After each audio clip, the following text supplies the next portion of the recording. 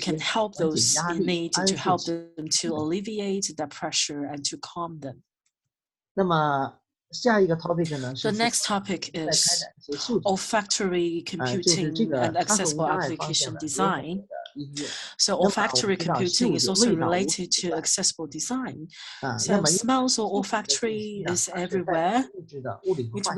Olfactory information represents the physical and chemical information of matters, and it can be widely used to build big data sets of olfactory information and olfactory computing theories.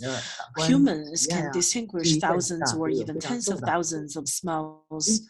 The smell has a great influence influence on people's sensory experience. It is very important for us to identify the smells and how do people perceive smells. Those are very important topics for our studies, and in our lab, we have we'll try to develop the experimental platform for the recognition of smells. We have done a series of researches. We have developed the small-scale olfactory recognition programs. Of course, it has many different areas for application. For example, we can use it in the traditional Chinese medicine, the observation, observing the complexation. We can use it for, so the idea can be used for today that we can use the camera, AI, and big data to observe.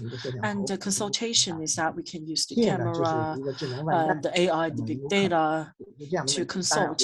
And the post-taking is similar, so we can use the wearable diseases for the post-taking.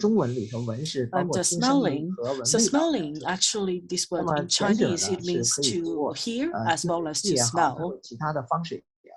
Then we can make use of big data, the electronic nose, AI, and as well as the organs to distinguish whether it is normal smell or it's other types of smell. So it can also be very useful.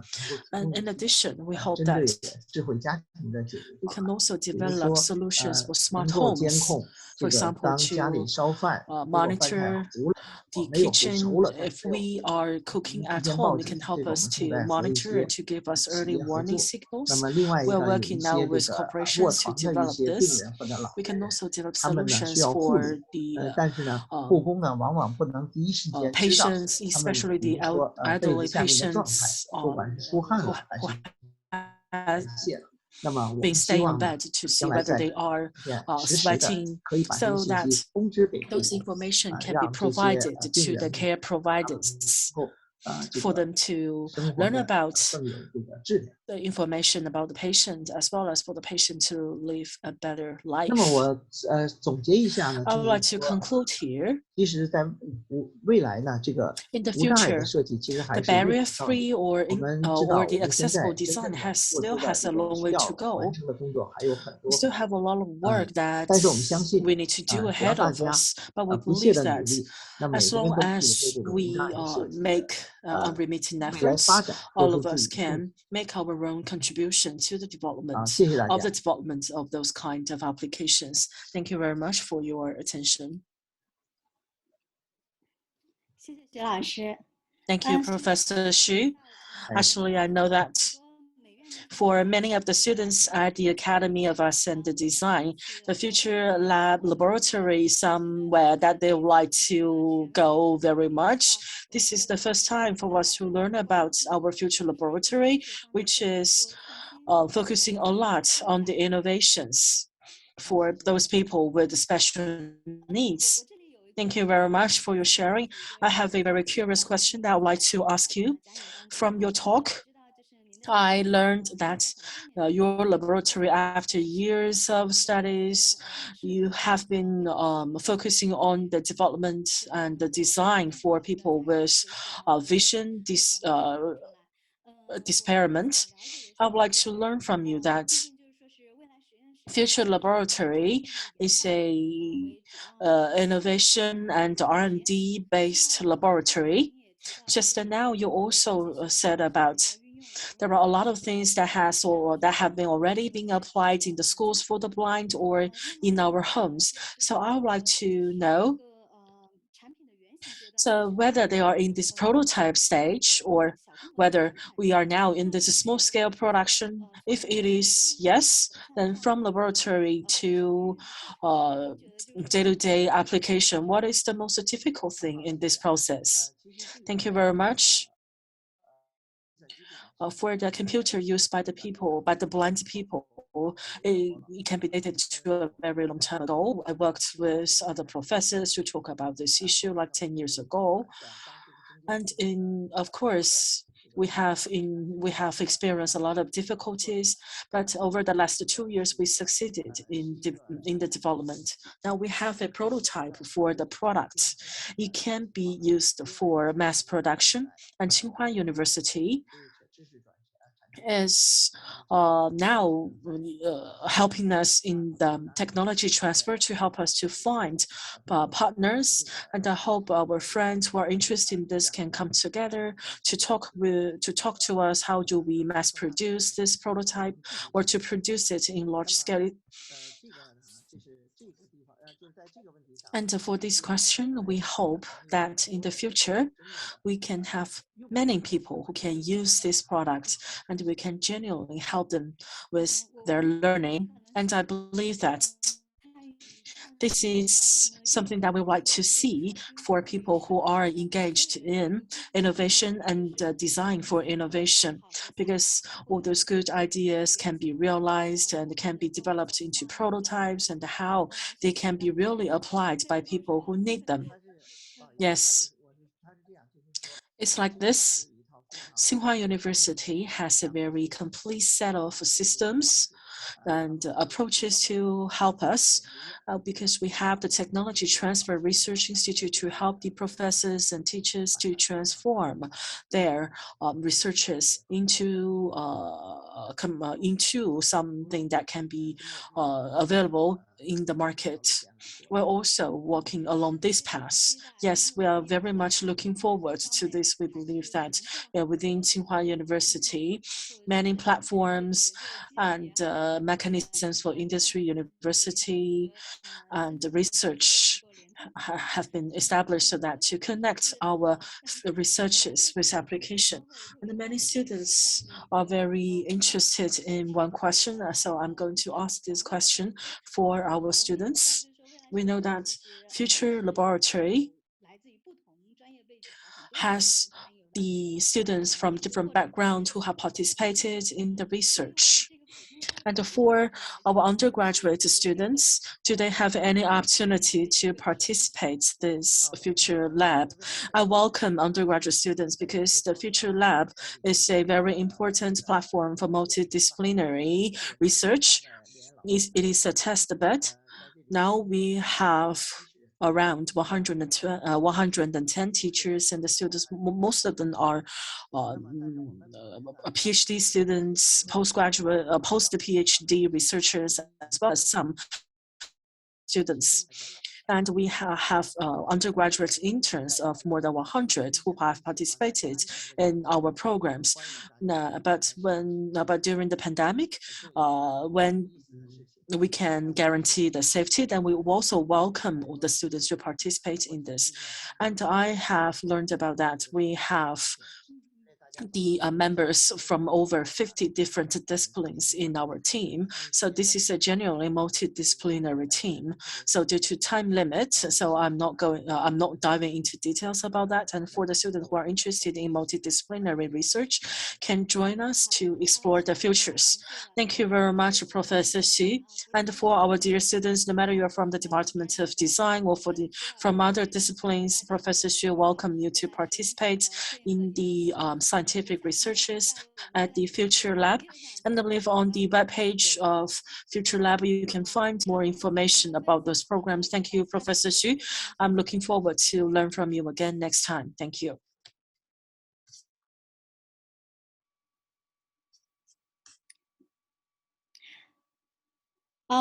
Now we welcome our last keynote speaker, Riel Miller, who is the head of the future literacy of the UNESCO. He is also a doctor of economics. He will show his speech with the video, right? With the recorded video. Yes. So we can start. Thank you very much for this invitation. It's really a pleasure to be here with you at the International Conference on Design Futures. I'm very happy to be able to share with you some of the ideas and challenges that we've been working on here at UNESCO and around the world with a whole network of people that are thinking about futures literacy. This is a moment when, for many of us, it feels quite exceptional, quite a serious moment in time and history, when we're contemplating things like climate extinction, when the whole world is worrying about climate change, when a pandemic demonstrates to us not only that, of course, we're all together in this on planet Earth because we all experience what a small virus can do to everyone in the whole world right now, but it's also because these events, these emergent phenomena, where from one day to the next many things change, these illustrate something very fundamental about our capacity to imagine the future. In all of these circumstances, one of the really crucial things, the thing that impacts on how we feel, on our hopes, our fears, on how we relate to each other, has to do with our images of the future. Where do those images of the future come from? Why do we have the image of the future in our head? What are we using those images for? Futures literacy is a capability. That's what the word literacy in English means. It's a capability. Being literate is being able to read and write. Futures literacy is being able to use the future to understand something that in some ways is technical, just the way reading and writing is technical. You have to learn the alphabet. You have to understand grammar and syntax. You have to practice. You have to read to be able to be literate. Futures literacy calls for the same type of development of a competency. It's a skill that you can reflect on, you can study, you can refine.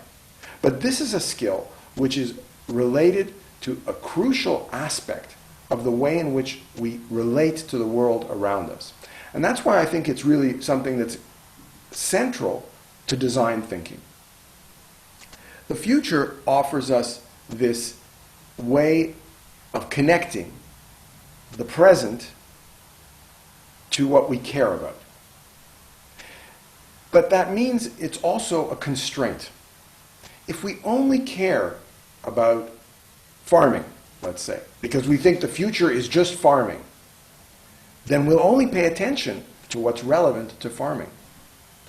If you are preparing dinner and you have a specific recipe in mind, the other day, and of course I had to think about what I wanted to cook.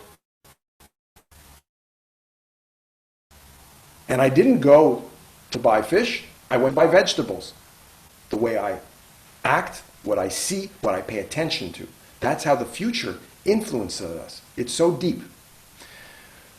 So when we begin to think about how the future can constrain, limit what we see, we can also begin to take on the challenge of how to use the future to expand and to enlarge what we see.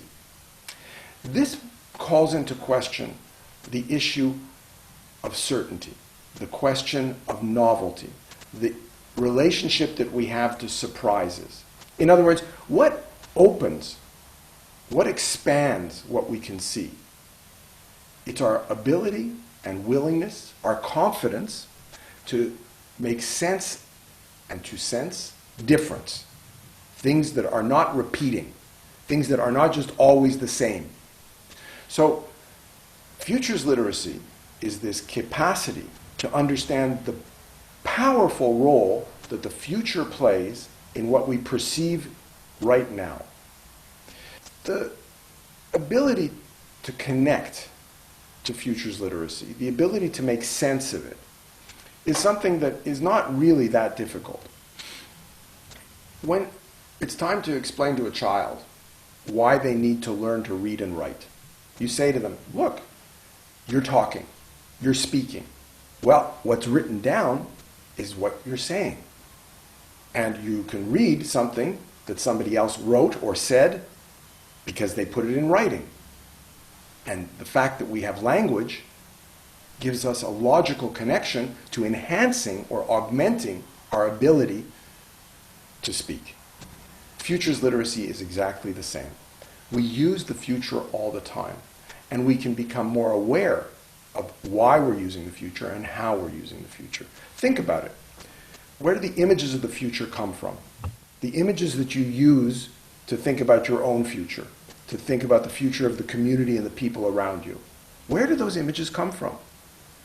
Were they something that you... 同时呢，还要思考社区，还有未来的这些形象。 that come from sources outside us. Sometimes they're historical sources, sometimes they're popular culture sources. They come from all around us. Those images, they're crucial components of orienting our choices in the present. What if we were able to source those images from our own context? If we became better able to develop our own images of the future. This is like teaching somebody how to write. They don't just read what somebody else has written, but they're able to write themselves. Or they don't just listen when somebody reads to them, but they can actually read for themselves and choose what they're going to read. In the same way, futures literacy speaks to this inherent capability to use our imagination to describe and invent the future. Now, one of the really crucial characteristics, one of the big differences in a sense, between reading and writing and imagining the future is that when you read or write something, it's in front of you. You can touch it. It's there. The future, there is no evidence from the future. There's no data. So it's a question of training and developing our imagination. That's something we can design. So here at UNESCO, we've been designing, co-designing, futures literacy laboratories. Those laboratories enable people to experience, to have a tangible sense of where they're sourcing their images of the future. They have a tangible experience with inventing their own assumptions that help them to describe imaginary futures. By doing that, gradually we become more aware of how we can source the future from our own context, from our own experience. As we do that, we open up the ability to let go. We enhance our ability to let go of futures that are just based on the past. It's normal. Once you become better able to do something, you can do it in ways that you couldn't do before. And so this openness of the future actually has a huge impact on the relationship that we have, the sense that we get of uncertainty, novelty, things that have no name but exist in the world around us and could have potential that, if we're limited in the way we think about the future, become incomprehensible. Just last week, we were in Berlin at the World Future Studies Federation conference, and as part of that, the lead up, we ran a futures literacy laboratory on the future of Berlin. During that lab, participants were invited, on the basis of a very careful co-design, to create situations where the participants could improvise, where they were obliged, because they'd been denied certain past points of reference, to invent new points of reference. This is a creative act. This is what designers and artists, but all humans, do all the time. We are creative. We invent things. We try to give names to things that we have not encountered. This is our ability to recognize and make sense of difference, to go beyond just repetition, to incorporate novelty. We have no choice but to do that. The only certainty is uncertainty. And in the lab in Berlin, the participants imagined the spirit of Berlin without the city of Berlin. They tried, in what we call a reframing, to think about what it might mean to abstract, to go beyond, to let go of the past, the city as concrete, and imagine the city as an idea that infuses a non-physical, a non-urban world. Nobody's saying that that's a good idea. that cities would disappear. Nobody's saying that it's likely to happen. But the point is, by experimenting with letting go of the past and going beyond projecting the past into the future, we're able to detect, give meaning to aspects of the world around us that would otherwise seem irrelevant. It was the point I made right at the beginning. If you're only thinking about the future of X, let's say it's farming, let's say it's the future of an industrial society, you're only projecting the past into the future. This limits our ability to see the richness of the experimentation taking place around us all the time. And let me connect this up to design thinking. The design thinking process so often, and particularly in its contributions in the last decades, has been about how do we tap into other people's perceptions? How do we diversify the sources of inspiration, which are crucial to inventiveness and creativity?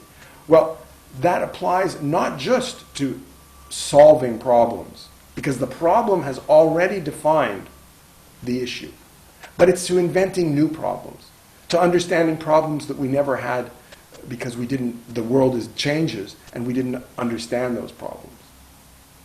So inventing and detecting new aspects of the world around us necessitates letting go of the past.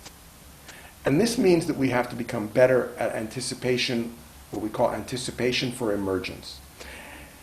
The contradiction, in the sense just definitional, between improvisation and planning, planning is not improvisation, improvisation is not planning, does not mean that there's a close relationship between the two. There is. And that's what futures literacy is about. It's about preparing us to be more emergent, preparing us to have the ability, the confidence, the experience with standing back, letting go, being humble about the world around us and about the future. The last few centuries have been a lot about design, a lot about engineering, a lot about constructing the world around us. And that has some downsides. It puts us in a position where we think we have to command and control and determine the future. In fact, that creates a huge amount of anxiety, because the one thing that's certain is that change will happen. How can we incorporate that into our way of thinking? By becoming simply better at designing from the perspective of planning? I don't think so. I think that one of the crucial insights of things like speculative design, the insight of putting together artistic, which is usually considered open. In other words, artists have the right, artists are expected to be inspired by who knows what. Who knows what inspired them? But that's something that actually can be part of what everybody does, including designers. It's not just designing a better world on the basis of what we have today, but being able to imagine a different world where there's changes in the conditions of change. Changes in the conditions of change might sound mysterious, but we've all experienced it all the time. When you live in a world where nobody has a cell phone, and then you live in a world where everybody has a cell phone, you've experienced changes in the conditions of change. New things are possible. That's the same point about when a society becomes literate, able to read and write. You can think about newspapers, think about instructions, think about plans. All of those depend on people being able to read and write. There's a precondition. We plan to create capability. We plan to create openness. But like with reading and writing, you don't know exactly what people will do with that. When it's a capability-based approach to development, you don't determine in advance the goals. You allow the goals to emerge. And that way, you can take advantage of the dominant and inescapable aspect of the world around us, which is creativity, which is uncertainty, which is surprise. And then that surprise becomes a resource. It becomes a source of inspiration. It helps us to actually use difference, the difference that exists from moment to moment, more effectively, and to incorporate that difference into a way of being more at ease with not controlling the future, not colonizing tomorrow, not imposing our ideas of the past on the future. This less arrogant point of view, this more playful perspective, this more design from the perspective of opening design to inspiration and art, this is all part, I think, of the transition that we're involved in today. Because the world is telling us, our planet is telling us, that the idea that we can control tomorrow, that we have to kill uncertainty, puts humans in a position where, in fact, we're not in harmony with the world around us. This has psychological impact because we're anxious. If somebody tells you, I'll control your future, everything's fine, don't worry, even if you believe them, in the back of your mind you know that there will be changes, uncertainty, that this is not possible. We set ourselves up. We create the conditions of our own nervousness, our own anxiety, and our own worry because we overstep. We put ourselves in a position of trying to be superior. That's not a necessity.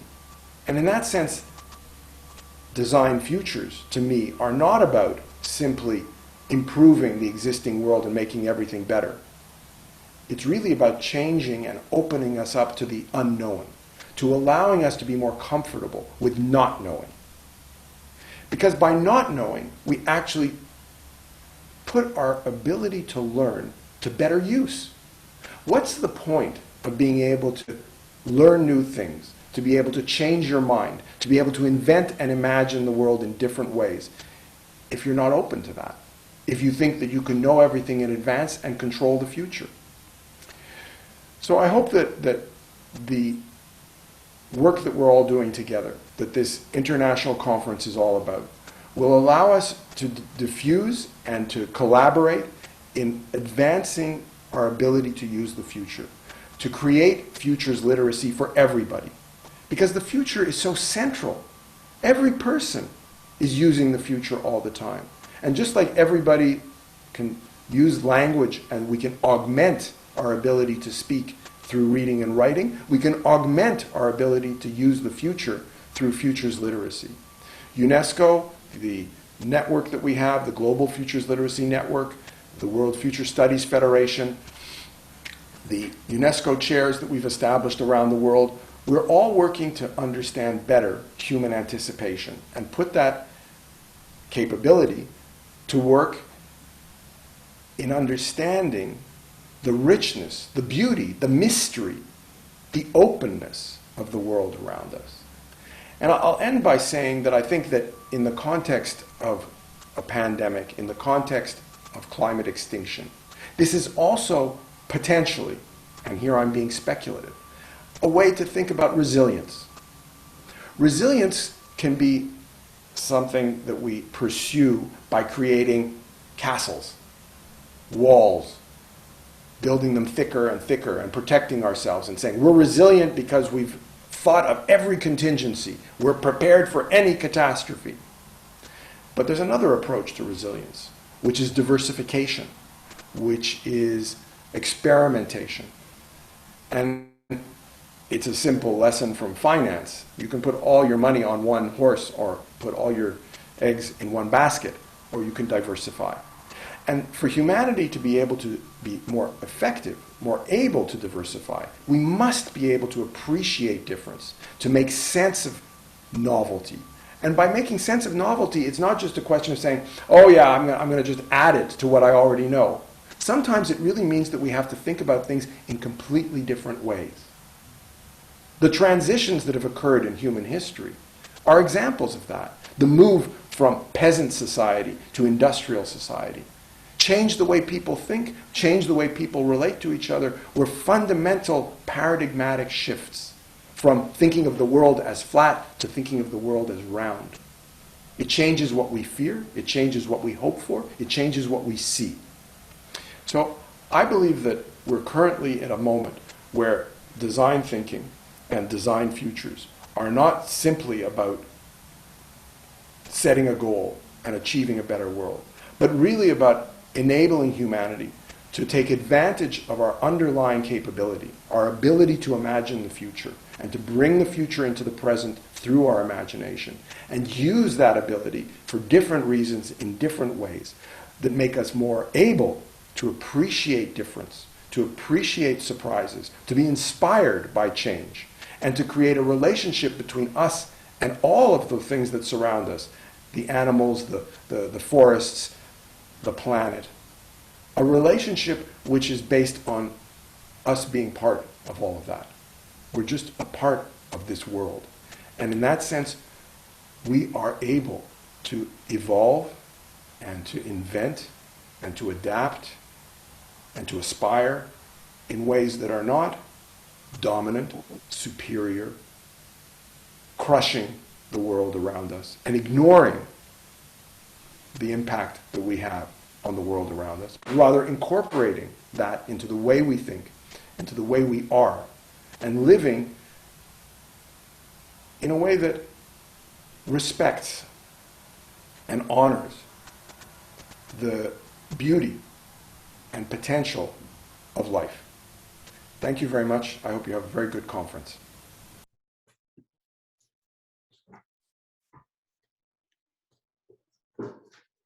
Now we are going to end this session of the Future Society. In this afternoon, we have 3 keynote speakers and 4 panelists to discuss about the future society from the different perspectives. The speakers are coming from the nonprofit organization, international organization, industrial company, and different universities. I think that this is quite abundant contribution to this conference, and I hope that our audience can enjoy this afternoon. Now I give back the stage to the conference host, Chen Yu. She will moderate the next activities here. Thank you. Thank you, Professor Zhong Fang, and thank you. Thanks your wonderful lecture about the future society. Thank you. And let's move to the next session, the events. And now we will welcome Xia Qing. She is a PhD student at Academy of Arts and Design, Tsinghua University, and she is the co-author of the book, and she will launching the Design Future Tool menu. Welcome, 夏琪。大家好，诸位晚上好，谢谢设计未来国际会议。Good afternoon. I want to thank for the organizer of the conference ICDF to release a report that we have. So that is we have the design thinking tool menu. So the author is Professor Fu Zhiyong and myself. I'm Xia Qin. I'm the PhD candidate at Academy of Arts and Design of Tsinghua University. So next slide, please. 再翻一下。Next one. 好。设计思维呢，其实作为 So this design thinking as a tool, it has already been systemic. It has also created to some ideas, for example, using disciplinary sectors. But in reality, that during the use of them, different scenarios of use and also the personnels, all of them have raised very many challenges and the questions. So in order to solve all this problem, we have drafted this book, Design Thinking Menus. So it can be divided into about empathy, definition, innovation, protocol, testing, and many other chapters.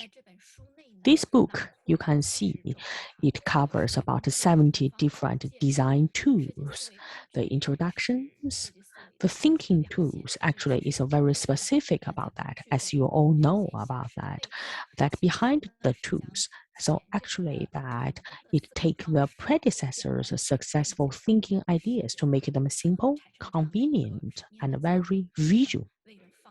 So in order to make the designers find it more convenient and to use it to solve about the design issues, through this book, we hope that we can help the readers to understand the logic and rationale behind about the designing tools. Expand the bodies of thinking as well as to facilitate the process of design to provide them with more reference so that to help you, to give you some new thinking ways. In the meantime, in the actual design projects, it is often very difficult to rely on an independent tool to complete the whole design process. And in most cases, the application tools should be arranged and combined according to the actual requirements. Therefore, on the basis of the introduction of the tools, we also provide the combined use of the methods. If one tool is regarded as a dish, the combined use of the tools is like a set meal. Under the constraints of specific research topics, background, number of research members, research time, research funding, and other conditions, we will comprehensively recommend the most suitable tool combination to achieve the actual design objective. And in this book, we also integrate the experience of innovative practice courses accumulated by our whole team at Tsinghua for many years. Therefore, after reading it, you can not only learn about the design tools themselves, but also how we organize such innovative activities in Tsinghua and our thinkings behind these innovative activities. 条件对它进行重新的组织的。最后我也 So I hope by reading this book, you can have some takeaways and benefits. Thank you. Back to you, Chen Yu. Okay, now next, thank you, Xiaqing.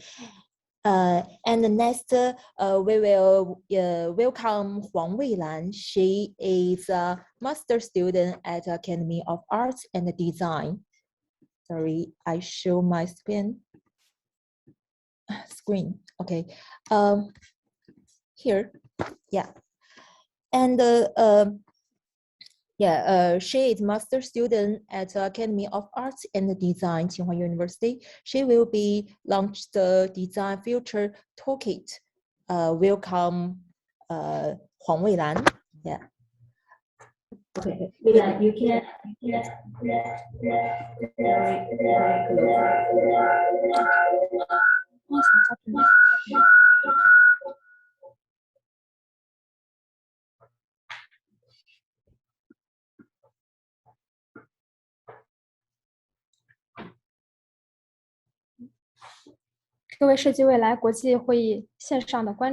Dear audience and teachers and the guests attending ICDF2021, I'm Huang Weilan from the Academy of Arts and Design of Tsinghua University. I'm going to introduce you this Design Futures Toolkit. Actually, it is the very important methodology for us to carry out future studies and help us to give inspirations for the studies of future. So why we need such kind of methodologies? First of all, future studies or futurology is a branch of social science and also studies the different disciplines.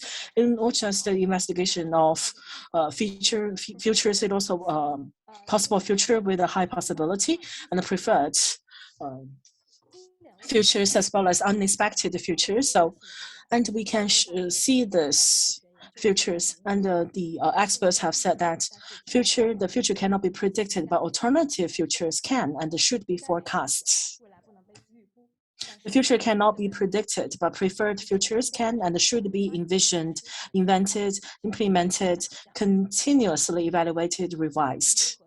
And then how do we have access to the preferred future and what is the relations with the present, and how these very uncertain futures can be accessible. From the predicting of the future to creating future, we need the methodologies and tools to guide us. In the beginning of the project, our research group divided the disciplines, and we divided it into 5 different disciplines: social disciplines, design disciplines, future disciplines, technology, foresight, and information technology, and carried out the collection of the data. Over the last year, we have invested more than 100 literature, and we included design, futures, and other disciplines, altogether more than 70 methodologies, including 29 for the future studies, as well as the other supportive tools. So on the basis of the tools we have collected surrounding on the design futures, we have this 3 arrangements of the tools. Those are the 3 types of the tools that is closely related to the design future toolkit. So the social science is the foundation. Then we take into consideration of the time that the tools have been developed, and we classify them into different types for you to understand the different stages of utilization and to find out the relationships between the tools, to find the futurists and the researchers to have a system that they can use. In addition to that, we also provide this very convenient card for you to use. Every card will have a visualized image, and according to your habit of reading, we also provide you with the priority and to present you the time and the population, the target. We also provide you with the objectives and the related information for people to understand the tools, as well as to have this impression of the relationship between different tools. For them to be more easily used, we also designed this manual. We have added the case studies and templates for the tools, which can be used in classroom teaching, workshops, and actual design projects for the students and the design teams to master the design future tools and to use them for the design processes. Over the last year, the manual has been used by our undergraduate students, and the service. These are master classes which have been applied in different processes of design. And through this application of the tools, they have developed foresight. So on the basis of the achievements we have gained, our design futures research group is going to make a future plan. We're going to continue to collect, integrate, and optimize the design of future tools. Next, we're going to try different combinations of creative tools, generating more usage scenarios and facing more users, so as to support the research as well as to provide support to the projects. And also, we are going to be we're going to enable industry, university, research cooperation through innovation and new infrastructure, and promote design projects as an open resource laboratory. And we would like to combine the resources and expertise from different disciplines to develop a better manual for you to use. Thank you, Wei-Lan. Great project. Thank you. Okay, all right. Thank you, Wei-Lan. And the next event is launch the design filters dictionary relay, and the project manager is Dr. Liu Yuqi. Welcome, Dr. Liu.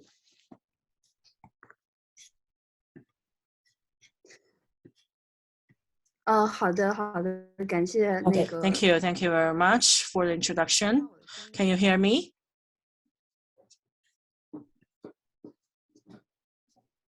Here.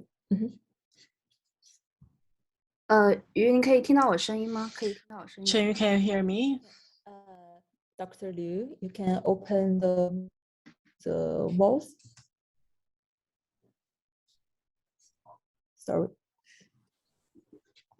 你可以听到我声音吗？可以吗？可以的，可以。 Can you hear me? Yes. 可以是吗？ Yes. 可以的，没问题。哦，好的，好的。好的，感谢主持人的介绍。Thank you very much for the introduction. I would like to thank the audience online Thank you very much for waiting for this agenda, and this will be the last event to be published in this afternoon session, and you can look forward to the other talks in the evening. Dear experts, teachers, and audience students, good afternoon. After the whole afternoon's talks about design futures, as well as your explanation, practice, and insights, I believe that now you have a deeper understanding and your own understanding about design futures, and you might try to participate in some related design projects. So here I would like to publish and launch the Design Futures Dictionary editorial team recruitment to provide you with this very precious opportunity. So some words about myself. My name is Yulu CHEN, and I am the project manager and the responsible person for this Design Futures Dictionary. So here today I'd like to introduce you the background of this project, and the targets, number of members we would like to recruit, the contents of the work, organizer, application method, and deadline of this application of this project. So here, first of all, let's look at the background of this project. Next slide, please. For human beings, there has never been a word like future, which integrates dynamic change and tremendous mystery and make us so yearn for it.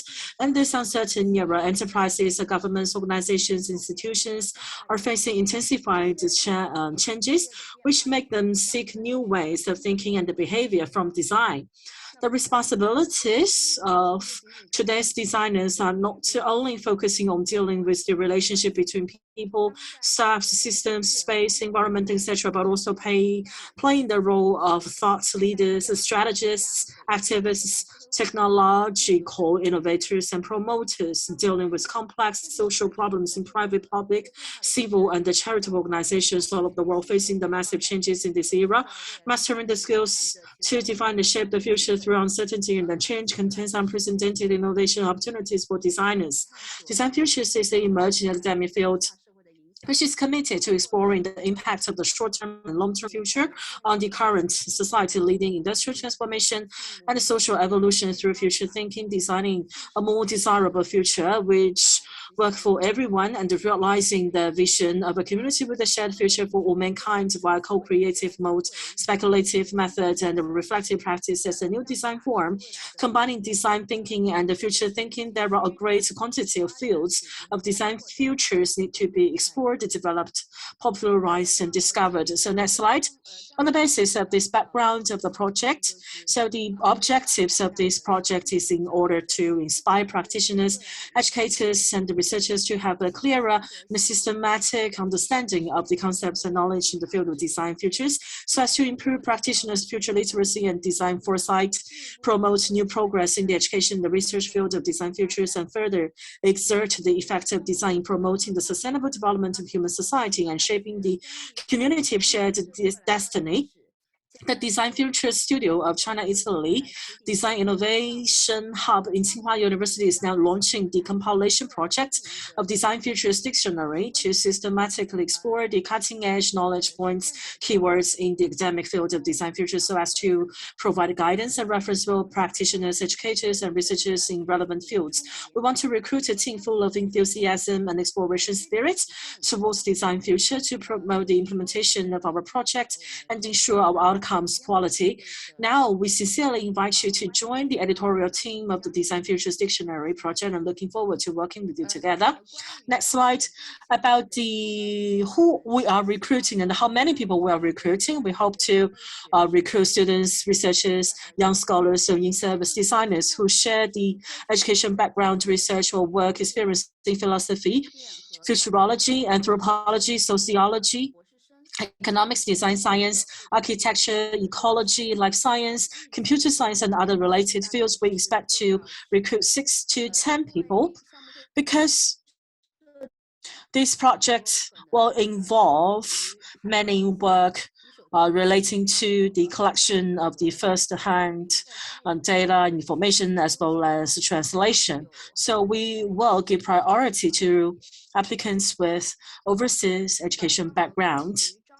And about the requirements of this recruitment, for education background, we hope you have a master's degree or above.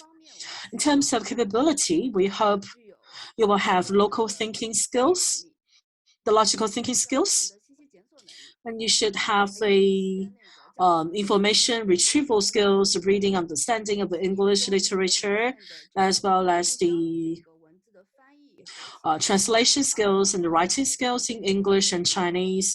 In terms of cooperation and communication, we hope the applicants should have relatively strong team communication and cooperation ability. One important thing is that I hope you will have a flexible and abundant time to engage on the project.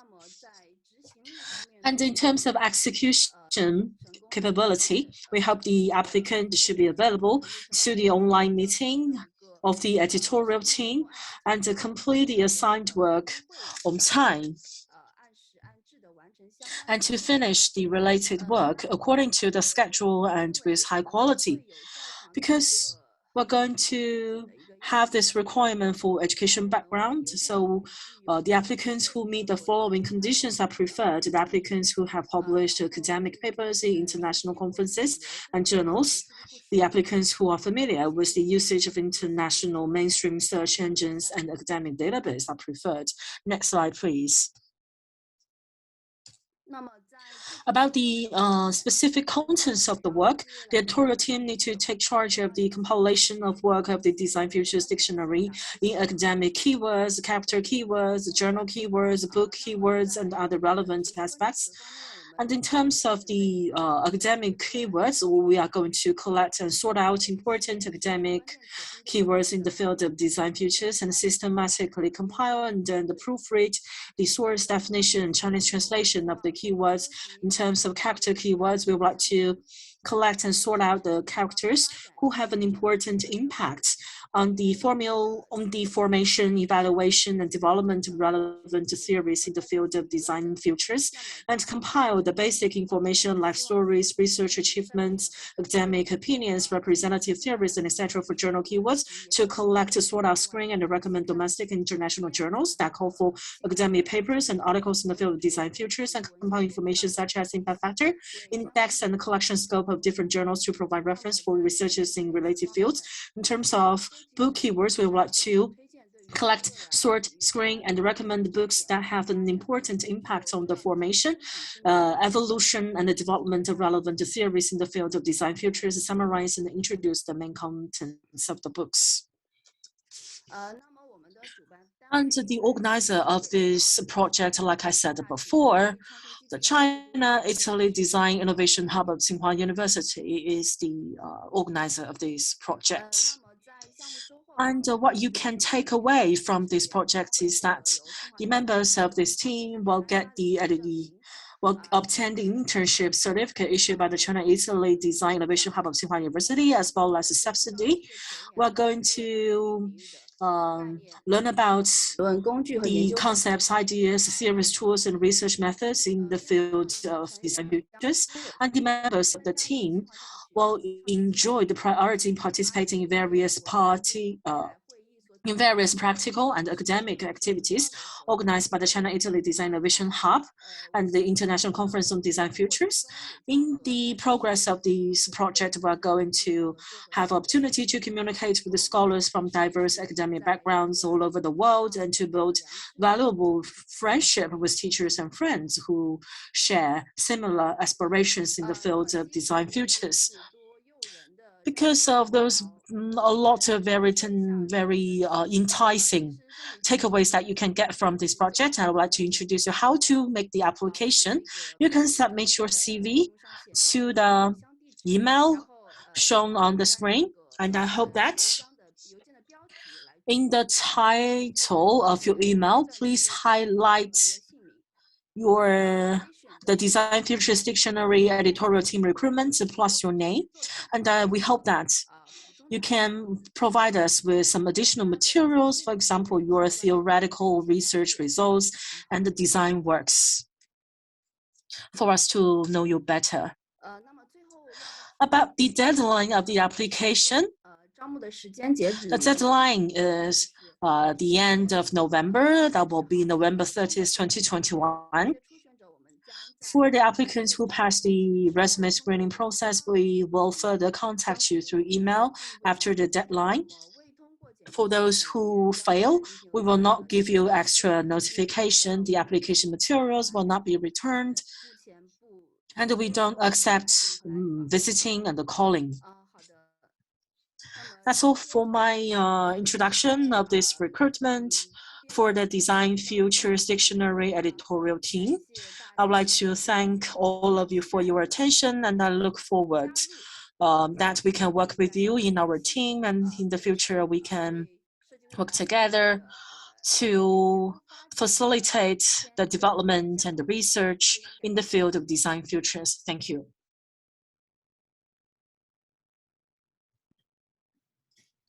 Okay, thank you.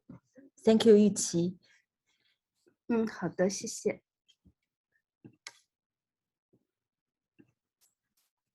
Okay, thank you for Xiaqing, Wei Lan, and Dr. Liu, and thank you your project.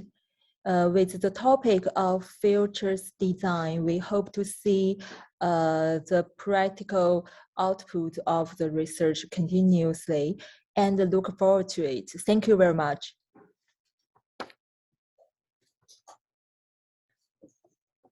Okay, this is the end of the first part of today's conference. The second part of the conference will be talk about future design education. And it will begin at 7 p.m. today. It's in Beijing time. We look forward to see you again in this evening. So let's take a break. And for more information about the conference, please scan the QR code on the screen. See you later. See you in the evening. Thank you. Okay, thank you. See you later.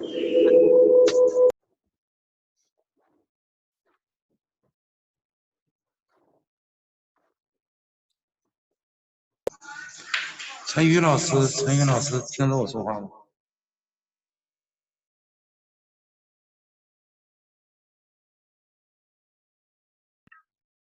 我这边可以听到，哎，陈瑜在吗？谁找我？宋老师找你。不好意思，我这里听不到声音。宋老师有什么要交代的？宋老师，您说。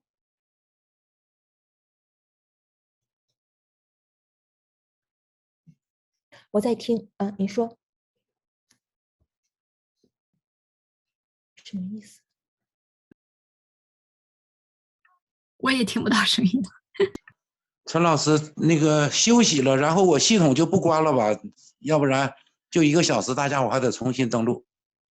可以可以。那直播间的转播的同学们可以先暂停一下直播，需要吗？可以暂停一下直播，之后我们7点钟的时候准时再开始。辛苦大家了。